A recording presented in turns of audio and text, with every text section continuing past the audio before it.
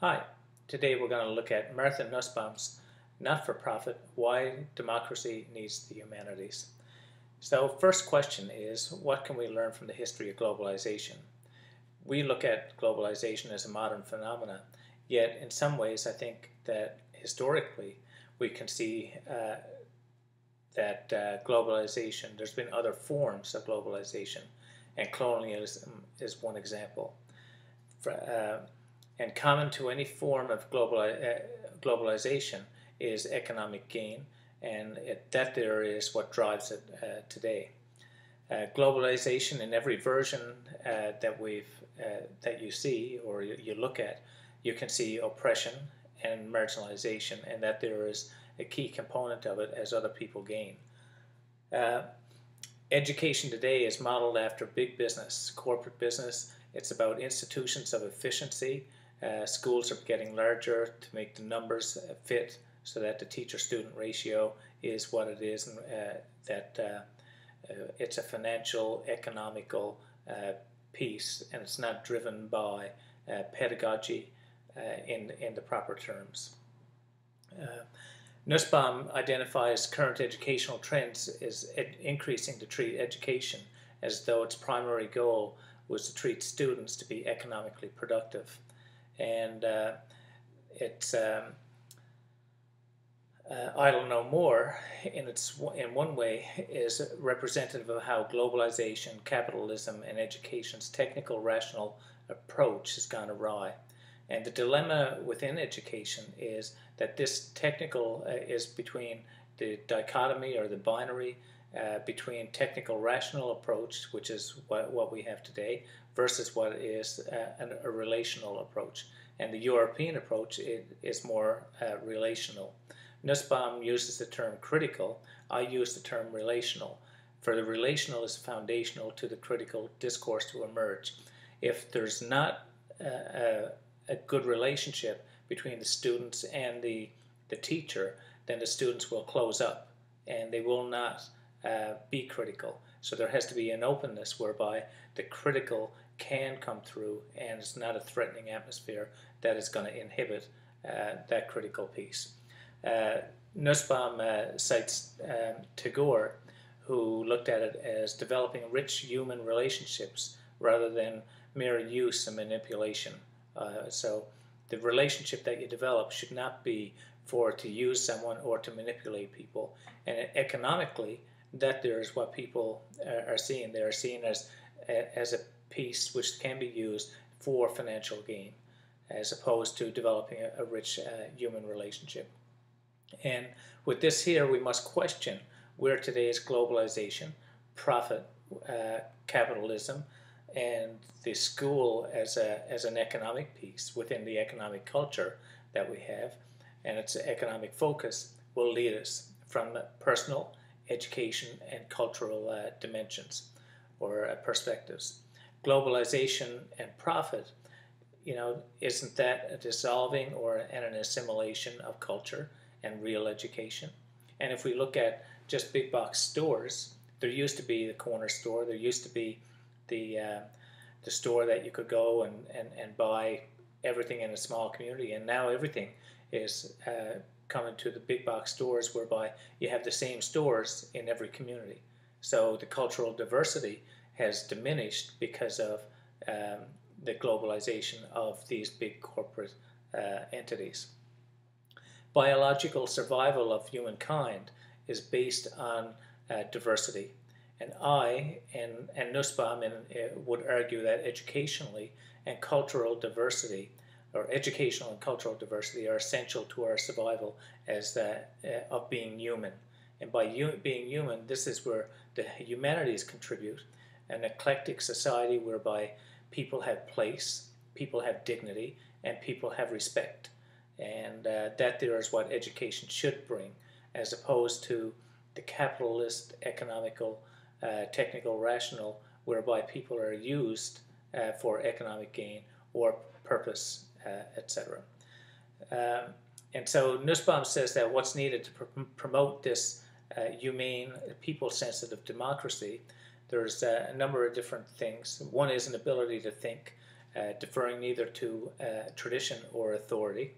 And one thing in this that I'll reference right now, and I'll reference again later, is that Google has it whereby their workers are paid for 5 days a week. 4 days of the week they're given what they have to do, but they have one day whereby they can do whatever it is that they want. So if they want to develop Gmail on their Friday, then they can develop Gmail. If they want to do another project, they have something that inside that they want to try and develop, then they have that opportunity. And I think that this here is a break from the tradition and speaking to authority even within the workplace. And I think education can take something from this also. Recognizing others as equals, not seeing them as an avenue for profit. Concern for the lives of others, and to be able to imagine well the issues that make up the human story of others.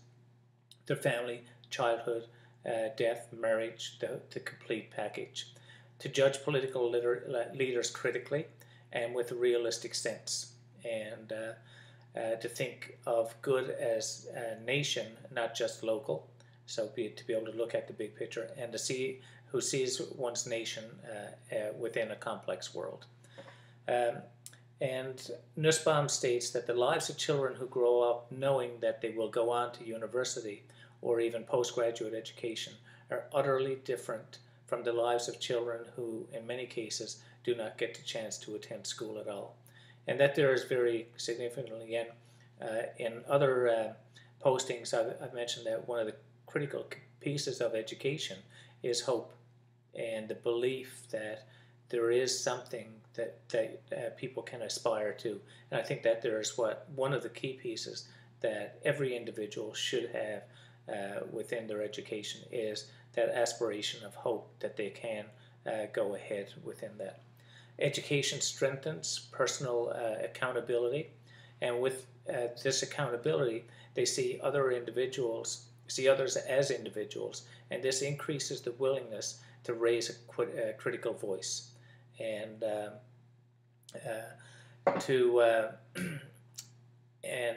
Nussbaum speaks to Socratic pedagogy as the importance of the argument, and I believe she uses the example of the slave in Socrates' time, who the mayor of the town, the slave has a better argument, and therefore the slave wins the argument over the mayor. It's not the position of power that determines who can speak to the argument. And this here speaks also to the rationale for undergraduates taking a philosophy course, which is to teach them to think and to argue for themselves. And I would further this here to say that it's not only undergraduates, but this should occur at younger ages. And this discourse should be available to earlier in the educational system, maybe on a smaller level, but it still can grow and flourish. But if you can develop this early, even as young as, I feel, like primary, elementary, then you can grow it through. The problem with the lack of self-examination, and this is the critical piece, is that it leads to unclarity of goals. They're too easily influenced, so people will follow more easily. They treat one another disrespectfully, and Socratic critical inquiry is utterly unauthoritarian. So it's the antithesis of the Socratic inquiry is the antithesis of the authoritarian state. And within that, I mentioned in terms of the speaker and it doesn't matter about the position in terms of the argument. And Nussbaum uses the example of Billy Tucker, who, in humanizing the political other, this here is whereby you learn that you argue for a point that you disagree with. And this is one piece whereby it was kind of an awakening for me. I agreed with it, and I see the value of it, and I always did. But this Nussbaum kind of put it in perspective for me, insofar as that by arguing for this other position that you do not believe in, you're more inclined afterwards to respect opposing positions and be curious about both sides. And so I feel that there is is a little teachable that can be implemented within the school system. Leading corporation executives see the advantage of creating a culture where critical voices are not silenced. And I think that the Google piece that I mentioned is an example of that, whereby people can be critical, and if they are critical, then they have an opportunity within the Google piece. Let's say on their day, their Friday, where they can do what they want, then they can try and solve their own critical issues, whereby they can take, if they see something that that's incongruent with their thinking, then they can take it and they can actually make a change, a real change.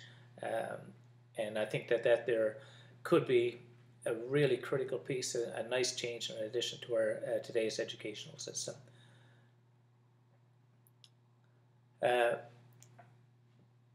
Tagore looks at the religion of man, or in his book, The Religion of Man in 1930, and argues that humanity can make progress only by cultivating its capacity for a more inclusive sympathy. And this capacity can be cultivated by an education that emphasizes global learning, the arts, and the Socratic self-criticism. And Nussbaum or Tagore uses the allegory of the parrot training, whereby the parrot, they put him in a gold cage, and that they're symbolic of a high-end school, for example. The parrot is taught and given books, etc., but the parrot dies because it's only got the leaves of the books in it, and it dies within that environment. And I think that speaks to the stifling effect of schools in the current position construct. So logic is ill-informed structure in countering prejudice. And Aristotle used syllogisms, used the example of all oaks are trees, but all trees are not oaks.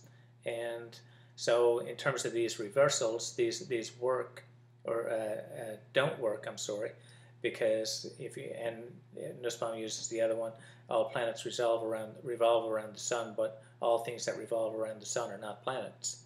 Whereas if you put the no in the front of it, then it does work out. No lines are eagles, no eagles are lines. And so I think that logic doesn't always work, as Nussbaum says, to counter prejudice. It's global understanding is never advanced by lies, and yet the whole history of the world and its varied cultures was portrayed through this distorted lens. And this is evidenced all through history, whereby lies have been a critical piece of maintaining the perception of the dominant culture and marginalizing others. It's common in war that lies, the news releases will not be accurate, so that people will believe whatever it is that the government or the country wishes, and that will motivate them and keep that hope in place. Good teaching requires teaching children to how history is put together from sources and evidence of many kinds, to learn to evaluate evidence, and to learn how to evaluate one's narrative against one another, or another narrative. And so I think that speaks to the lies, whereby good history is not just to tell the facts, but it is to be critical of what is there, and to be able to seek out what it is, what's the counter narrative, and what is the balance in this construct. Criticism also enters into the classroom discussion about what has been learned. A question should be raised about differences of power and opportunity, and the place of women and minorities. So this discussion should occur in the classroom about the merits and disadvantages of different structures of political organizations.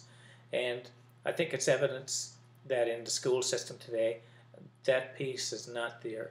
And I look at this PhD program, and we've had the opportunity to enter these conversations at a high level, and we haven't really we haven't got it all worked out yet. And I think that is beneficial for that there to occur within the school system, that because by having the conversation it leads to a greater understanding and a greater respect. But the first step is to have that conversation. Play is important in education, and Nussbaum states that as play develops, the child develops a capacity for wonder.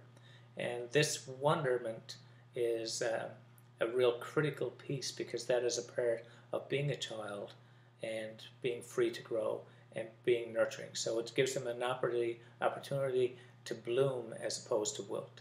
Whereas like in the allegory of the parrot, there was the wilting of the parrot in that context. Whereas by being allowed to play, then that there allows the child to bloom. Tagore and adults sustain their development and develop their capacity for play through the arts and the humanities. Nussbaum cites Wincott, who saw the role of the arts in human life as a nourishing and extending the capacity for empathy. So thinking of acting, theater, music, role play, movements, etc., all link in. And if we go back to Sawyer, then and he spoke of the awakening in the racial piece, whereby for most people it's an awakening moment whereby they decide that it's not to be a racist. And this here speaks to this. And the piece is that Nussbaum extends this somewhat by stating that the imaginative activity of exploring another inner life through literature or music or the arts contains the antidote for the self-protective fear connected to the egocentric projects of control. And when people take up these play attitudes towards others, they are less likely to, at least for the time being, to see them as looming threats to their safety, whom they must keep in line. So that's the hegemony piece, whereby the dominant culture wants to keep people in place, but at least through play, adult play and child play, it lets them see and to empathize, and that there is the root avenue to ultimate change. Nussbaum uses the Chicago Children's Choir as a case study, whereby, and I found this really interesting because there's 3 levels to the choir. There's the school choir, there's a community choir, and then there's an elite choir. And it's very similar to a choir at home that my 2 daughters sang in for a number of years. And Nussbaum states that schools are not racially segregated by law, of course, but they are largely separated de facto. So students are likely to have few friends from their classes and races different from their own. And so one of the aspects of this choir in Chicago was that it was non-hierarchical. It was, and in terms, it was hierarchical in terms of musical ability, but it was not in terms of race, socioeconomic status, etc. And so it was an opportunity for all different cultures, races, etc., to sing together within this community choir. And I agree with Nussbaum in terms of that it's all of the things that the choir brings. She states that the choir provided intense experience, a variety of children racially and socioeconomic status. The vulnerability piece was whereby the arts make people vulnerable, and therefore with the vulnerability that respect emerges for each other, and the compassion, and people can see the human being as opposed to the person as a block in or a cog in a wheel. You sing music from different cultures, you sing music from another time and place, and you show respect to others by learning about them. Nussbaum related 3 stories in the choir: the ghetto black kids who chill by singing Bach, the choir that was singing a Hebrew song, and so the one Jew in the choir felt included. And in the choir visited Nashville, and because they had learned song previously, they were able to join in with the band and the inclusion was a sense of mutual respect. And I agree wholeheartedly with all of these, but I look at the choir that my daughters were in, and it was extremely elite, not only from a musical point of view, but also from a financial point of view. And yes, they did a lot of things, and they traveled China, Hungary, Germany, France, Denmark, Ireland, Cuba, Argentina, etc. All these different places they traveled to. They would perform big performances, big festivals, etc. But yet, when you look at the children that were in it, they were all upper socioeconomic class, because the cost at the elite choir, which did this travel, was approximately $5,000 a year per child. And so that automatically limits what it is. A very professional choir, it probably gets maybe $1 million funding from big business, because there's the social connections, etc. But in its own way, it maintains hegemony, as opposed to it maintains the marginalization, I guess, of others by exclusion because of money. Whereas for the people that are in the choir, yes, they do learn from the arts. They learn the vulnerability piece. They learn all of the things that Nussbaum speaks to. But it's not like, if we look at music in Europe and North America, in Europe it's fostered in its culture, whereas in North America music is marginalized by comparison. And the people that are in the music field in North America, it's for most people it's a business, and that there is how they make their livelihood. So unless it's supported in some kind of way, then this marginalization is going to occur, whereby people that have ability but not the resources are less likely to be included in the experience. And Nussbaum speaks to the need for that the arts need not be expensive, and use the example in India in rural areas.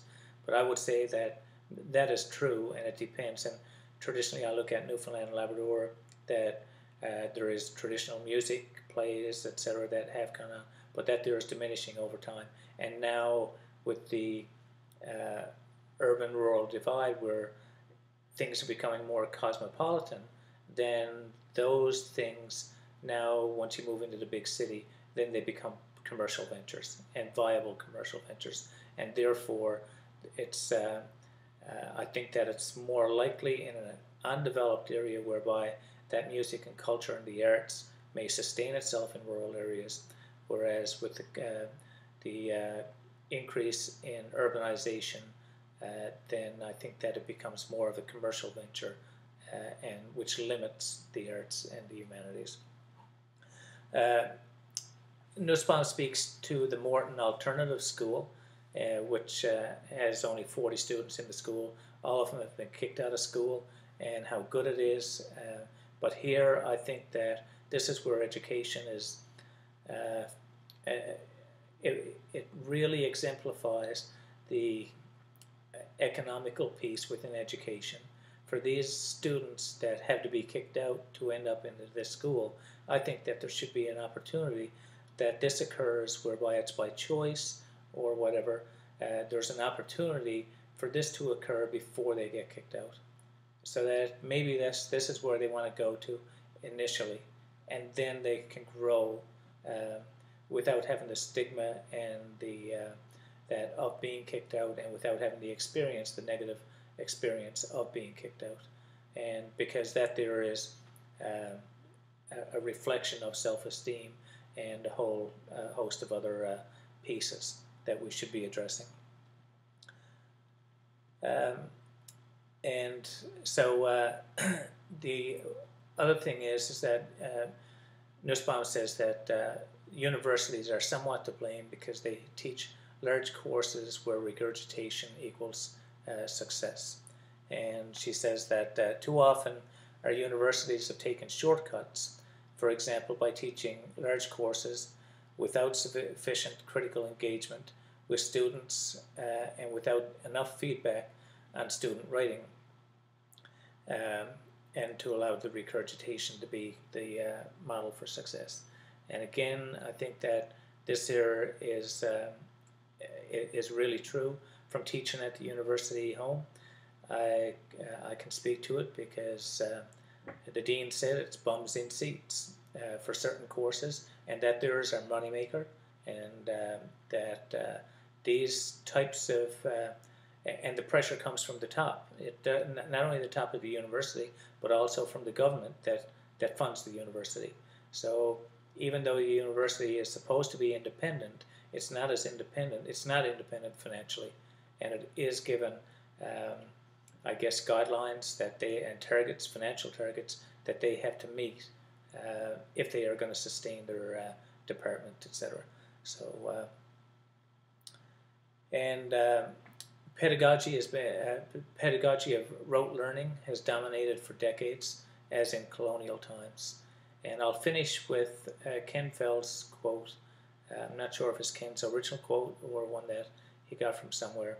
And I think that ultimately this capitalistic construct of education really ultimately using the humanities in education is an avenue whereby we can make a change, we can make a difference. And Kent's quote is, there can be no difference until difference makes no difference anymore. And that there is where education should be headed. Thank you.